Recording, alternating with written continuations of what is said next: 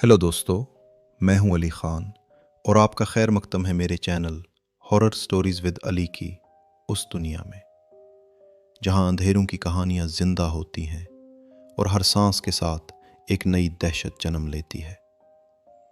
उम्मीद करता हूं कि आप सब खैरियत से होंगे और जहां भी हों खुश होंगे। अल्लाह पाक आपको हमेशा इसी तरह खुश रखे। मेरी एक छोटी सी दरख्वास्त है, अगर आप इस खौफनाक सफ़र का हिस्सा बनना चाहते हैं तो लाइक, सब्सक्राइब और बेल आइकन दबाना हरगिज़ न भूलें। आपकी सपोर्ट ही मुझे मज़ीद कहानियाँ सुनाने का हौसला देती है। और अब चलते हैं आज की कहानी की तरफ।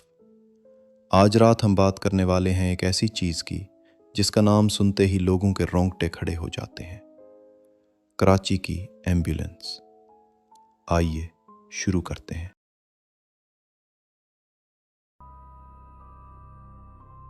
रात के ठीक 12:30 बज रहे थे। कराची की सड़कों पर सनसानी छाई हुई थी। शहर की रोशनी मद्धम हो चुकी थी। कहीं दूर कुत्तों के भौंकने की आवाज़ें सुनाई दे रही थीं और हवा में एक सर्द अजीब सी खुशबू थी जो जैसे खौफ की पेश की इत्तला दे रही हो। इसी अंधेरी रात में खालिद अपने दोस्त शाहरुख के साथ कराची के पुराने मेडिकल अस्पताल की तरफ जा रहा था, क्योंकि शाहरुख का भाई एक हादसे में ज़ख्मी हो गया था। जैसे ही दोनों अस्पताल के गेट पर पहुंचे, अचानक एक एम्बुलेंस सायरन बजाती हुई तेज़ रफ्तारी से उनके पास से गुजरी। सायरन की सदाएं गूंजी, मगर एक लम्हे बाद खालिद की नज़र पिछली खिड़की पर पड़ी और उसका खून जम गया, क्योंकि एम्बुलेंस में कोई ड्राइवर ही नहीं था, सिर्फ खाली सेक्ट और अजीब सी सफ़ेद धुंध अंदर तैर रही थी।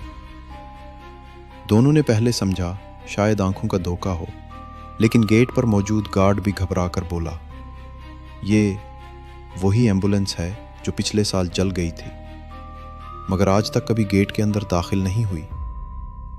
इतने में अस्पताल के अंदर शोर मच गया। नर्सें भागती नजर आईं, डॉक्टर डरे हुए चेहरों के साथ वार्ड्स बंद कर रहे थे। आह हाँ, मदद करो, मैं यहाँ हूँ, एक मध्यम कराहने की आवाज़ कहीं से आ रही थी, क्योंकि वही बे ड्राइवर एम्बुलेंस अस्पताल के ऑटो गैराज में खुद चलकर दाखिल हो चुकी थी और किसी अनदेखी ताकत से उसके दरवाजे आहिस्ता आहिस्ता खुल रहे थे। जैसे ही दरवाज़ा पूरा खुला, एक सर्द झोंका पूरे गैराज में फैल गया। सिक्योरिटी कैमरे हिलने लगे, रोशनी बुझ गई और फिर खर्र खर्र, हल्की सी रगड़ की आवाज़ जैसे किसी ने दीवार पर नाखून फेरे हों सुनाई दी।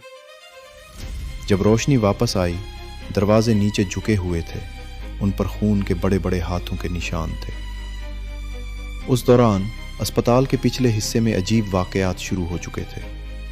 नादिया ने बताया कि उसे आईसीयू के बाहर एक भारी सांस लेने की आवाज़ सुनाई देती है, मगर वहां कोई नहीं होता।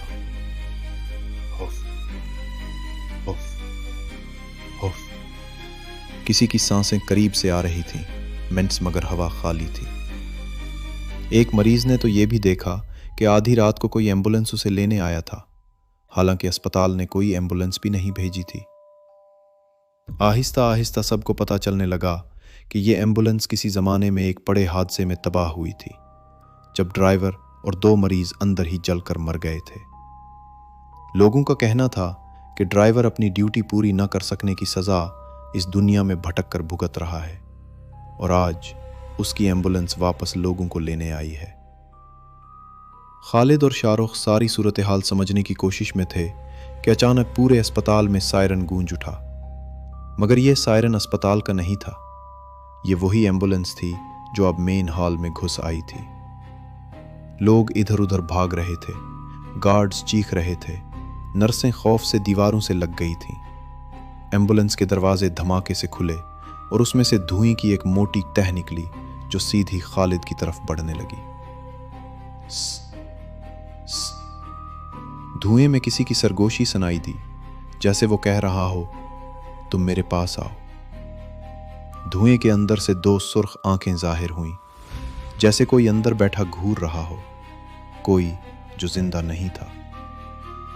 खालिद ने शाहरुख को पकड़ा, मगर शाहरुख पत्थर की तरह जम चुका था। इसी लम्हे पूरे अस्पताल की लाइट्स बुझ गईं। अंधेरा, और सिर्फ एम्बुलेंस का सुर्ख फ्लैश लाइट टक टक टक चलती बंद होती। हर फ्लैश के साथ कुछ लम्हों के लिए वही जलते हुए चेहरे नजर आ रहे थे जो हादसे में मरे थे। फिर अचानक एम्बुलेंस पूरी रफ्तार से चलने लगी, सीधी खालिद और शाहरुख की तरफ लपकी। नादिया मरीज की फाइल देख रही थी कि अचानक कॉरिडोर के आखिर में एक लंबा झुका हुआ साया हरकत करता दिखाई दिया। टप टप, जैसे कोई टूटी हुई कमर के साथ आ रहा हो। नादिया ने खौफ से कहा, हेलो, कौन है वहां? मगर कोई जवाब ना आया, सिर्फ साया जो अब उसके सामने था। लाइट्स टिमटिमाए और फ्लैश में आधा चेहरा पिघला हुआ नजर आया, आंखें सफेद। मेरी मदद करो। गार्ड्स ने कैमरे देखे।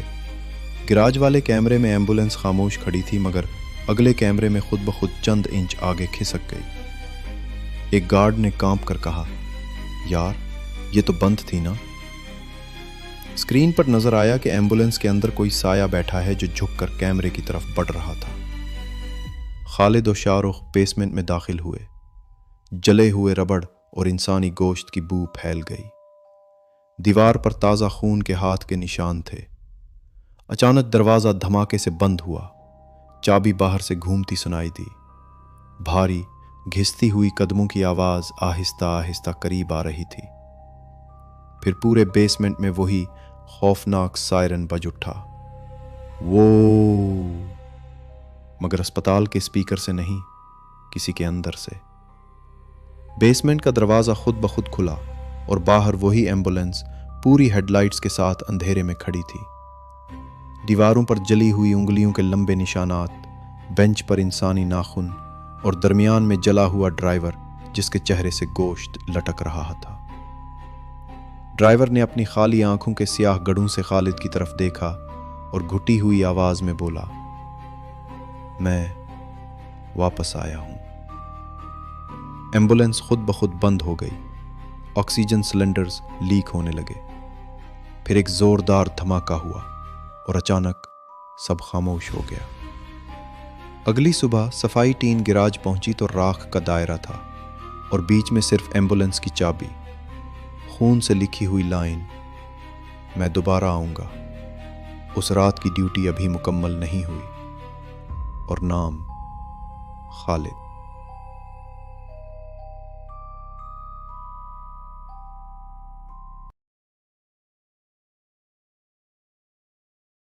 जी दोस्तों, उम्मीद है कि आज की कहानी ने आपको अंधेरी रात में सोचने पर ज़रूर मजबूर किया होगा।